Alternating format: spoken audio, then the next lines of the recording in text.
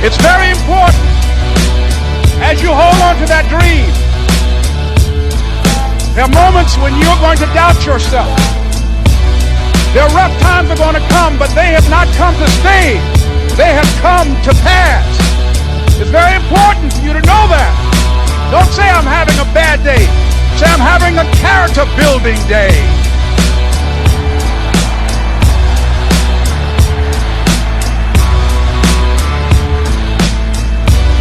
It's very important for you to believe that you are the one to make this happen. I remember this high school teacher, Mr. Leroy Washington, at the end of school one June, just a few days before we were supposed to leave, and I just got my report card, and it indicated that I'd failed history, and I'd failed English, and I would have to go to summer school. And I was feeling within myself that I was a failure, that I'm sure that most people in getting paperwork, and I was feeling down on myself and very negative. And Mr. Washington was giving a speech to the graduating seniors, and I was in 11th grade.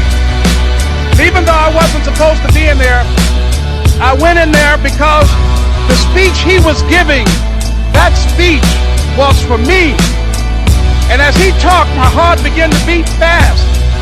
Tears began to run down my eyes, and I was in the back just listening to him, because he said, and he was a very dramatic man. I still talk to him to this day.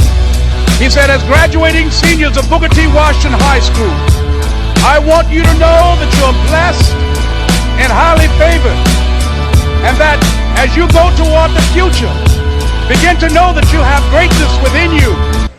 And if just one of you here begin to envision yourself as being blessed and highly favored to reach your goals, if just one of you capture the essence of what that means, that you have greatness within you and a responsibility to manifest that greatness, that you can make your parents proud, you can make your school proud, you can touch millions of people's lives, and the world will never be the same again because you came this way. And the students gave him a rousing standing ovation. And as he left the auditorium, I ran down the steps and I caught him in the parking lot. I said, Mr. Washington? He said, yes. I said, do you remember me, sir? He said, no. I said, my name is Leslie Brown. My mother, she works in the cafeteria here. I'm one of the twins, Leslie and Wesley. I said, Mr. Washington, but you know, I got these big dreams. I like talking to people. I love people. I said, I want to work with people, and I got this dream of buying my mama a home. Could I do that, Mr. Washington? He said, it's possible, Mr. Brown. And as he walked away, I called him again. I said, Mr. Washington? He said, what do you want now? I said, I'm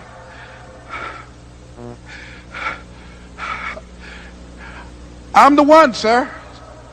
I said, I'm the one. You remember me, sir. I'm Miss Mamie Brown's boy. I'm the one. I'm the one.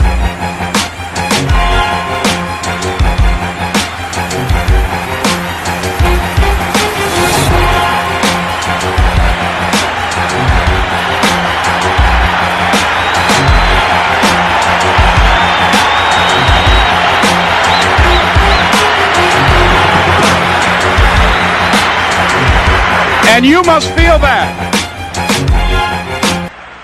that's why you're here, because you are the one. And I remember when PBS first played one of my specials called You Deserve, one Sunday afternoon in Miami, Florida. I had some friends call him to tell him to tune in. And he watched the program. He called me in Detroit, and I answered the phone. I said, hello. He said, may I speak to Les Brown, please? I said, who's calling? He said, you know who this is. I said, oh, Mr. Washington, it's you. He said, you were the one, weren't you? I said, yes, sir. He said, and you were so crazy. I said, I know, but I'm rich now.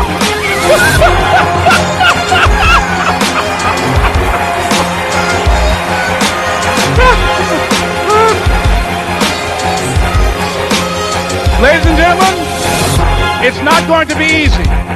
It was hard laying on the floor of the Penobscot building, looking out of the window, daydreaming saying, Les, can you do this? Can you make this happen? I used to listen to tapes day in and day out about See You at the Top, my great friend Zig and Dennis Waitley and different other motivational speakers and Dr. Norman Vincent Peale and Dexter saying, don't let nobody steal your dream. I used to ask myself, can I do this? And something said within me, you're the one. You're the one. And let me tell you something, ladies and gentlemen. While you're here, and before you go back home to your respective cities and communities, write down at least 5 reasons on why you deserve your dream, on why you won't give up, what's going to make you unstoppable, why you must be unreasonable, because logical, practical thinking says you can't do it today. But if you want to produce unreasonable results in your life, like living your dream and taking charge of your destiny, you've got to be an unreasonable person. You've got to be an uncommon person. So write down the reasons of why you're here. My first major goal was to buy my mother a home. And let me tell you something, ladies and gentlemen. What will reasons do, Les? Nietzsche said, if you know the why for doing, you can endure almost anyhow. What do you mean by that? If you know why you're doing something, when the hard times come, and they're going to come, when the disappointments and the rejections come, and they're going to come by the truckloads, your reasons will be your rod and staff to comfort you, to pick you up. Once again, I got a saying on one of my tapes, if life knocks you down, try and land on your back, because if you can look up, you can get up. Let your reasons get you back up.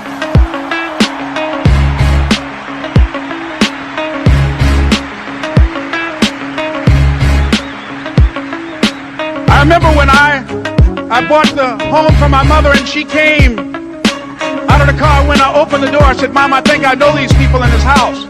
That was my first major goal. And then I couldn't conceal it anymore. I said, Mom, I got this for you. And as she went from room to room, looking at the house and saying, thank you, Jesus. Thank you, Lord. No one ever could have convinced me that this could have happened to me. And she looked at me and she said, Leslie, and you caused me so much problems as a boy. You were always into stuff. She said, no one could have convinced me that day when I walked in that house. And this lady was holding you and your brother. And she said, ma'am, I want you to promise me 2 things. And she said, what is it? She says, 1, promise me that you won't separate them. She said, I want them raised together. I want them to know each other. I got pregnant while my husband was away in the war. And I can't keep them. Promise me that you won't separate them. She said, I promise I won't. I've never had children. I promise I won't separate them. And she said, promise me that you'll never tell them about who I am, because if my husband ever found out, he would kill me. She said, I promise. And she said that she gave them to us, and she kind of cried, and she was walking out the door, and she looked at my adopted mother. She said, remember, don't you separate them. She said, I swear to God, I won't separate them. I'll keep them together. And she said, as I held y'all in my arms, I never had any children of my own. I didn't know how I was going to do it. But I knew with the help of God, I would do it. And ladies and gentlemen, my mother had a dream of having children and raising us. She didn't know how she was going to do it. You're going to be just like that. And some of you are already there.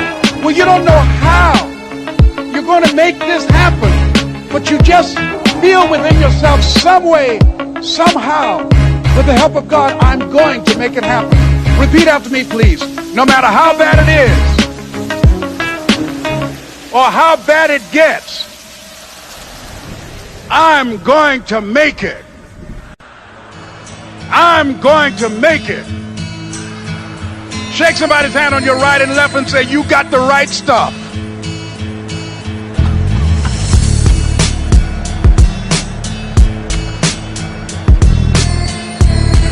So yes, it's possible for you to live your dream. It's necessary that you associate with winners, that you work your system, that you are relentless, that you never give up.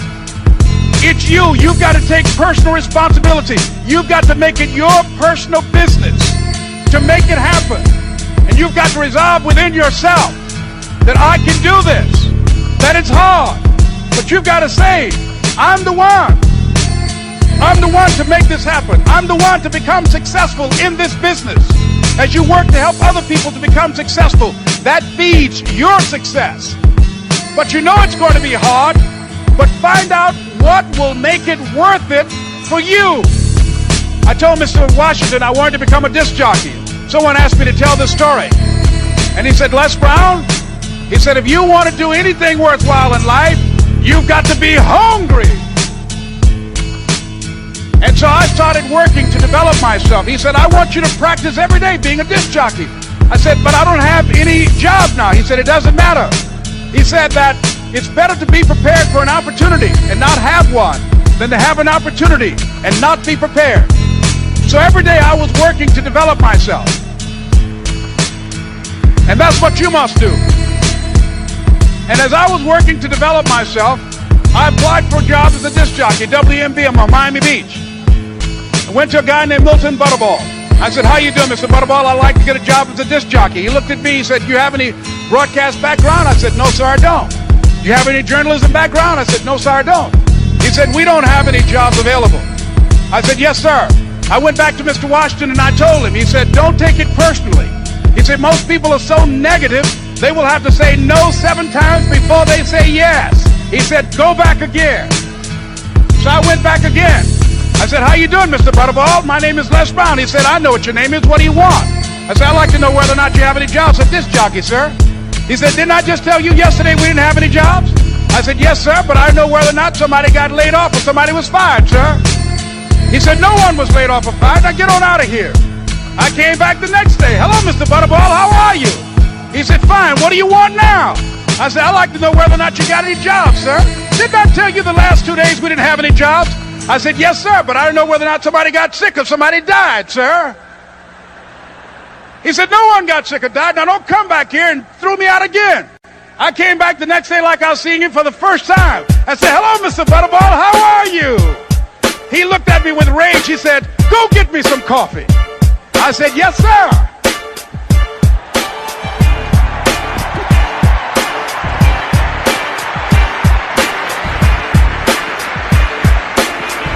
And I went to get him some coffee.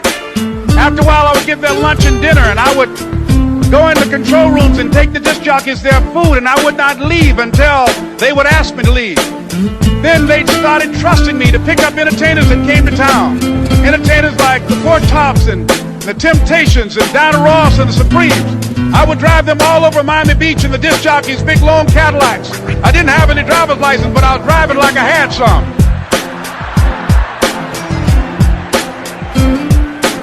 And one day, one Saturday afternoon, while I was at the radio station, a guy named Rock was drinking while he was on the air.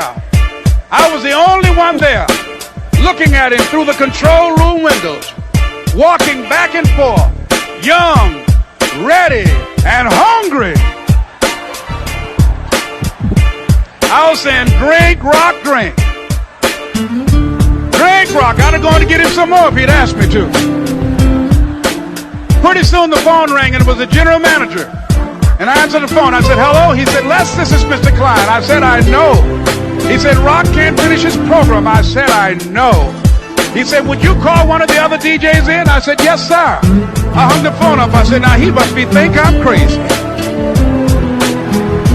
I called my mom and my girlfriend, Cassandra. I said, y'all turn up the radio and come out on the front porch. I'm about to come on the air.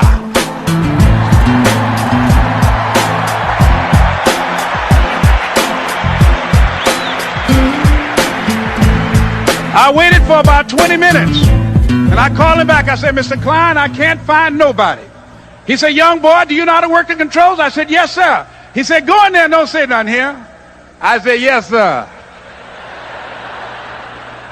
I couldn't wait to get behind those controls. I put on an old Stevie Wonder record called Fingertips. I sat down behind that turntable. I said, look out, this is me, LB Triple P, Les Brown, your platter playing papa. There were none before me and there will be none after me. Therefore, that makes me the one and only. Young and single and love to mingle, certified, bona fide, indubitably qualified to bring you satisfaction, a whole lot of action. Look out, baby, I'm your love man. I was hungry. I was hungry. You gotta be hungry.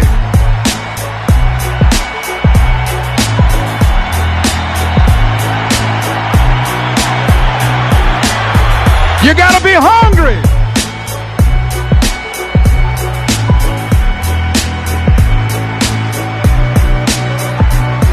So, ladies and gentlemen, if you want to make your dream become reality, the people that are running at their dreams know that it's possible that you can live your dream, that it's necessary, that you're relentless, that you have a plan of action, that you are creative.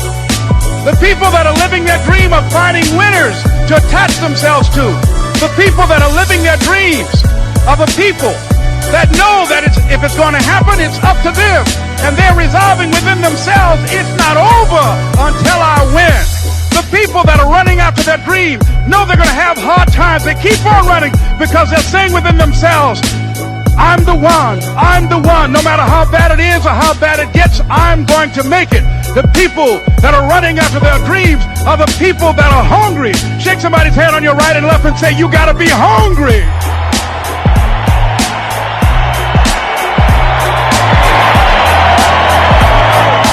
And as you run towards your dream, I want to dedicate this to you that I love very much. I want to thank Dexter and all of you. It's something that I'm known by. It's on our tapes called Choosing Your Future, and it says simply this, that if you want a thing bad enough to go out and fight for it, to work day and night for it, to give up your time, your peace, and your sleep for it, if all that you dream and scheme is about it, and life seems useless and worthless without it, and if you gladly sweat for it and fret for it and plan for it, and lose all your terror of the opposition for it, and if you simply go after that thing that you want with all of your capacity, strength and sagacity, faith, hope and confidence, and stern pertinacity, if neither cold poverty, famish or gulf, sickness or pain or body and brain can keep you away from the thing that you want, if dogged and grim, you besiege and beset it, with the help of God you'll get it. This is Mrs. Mamie Brown's baby boy, Leslie Calvin Brown, saying, it's been a plumb pleasing pleasure, as well as a privilege. Thank you.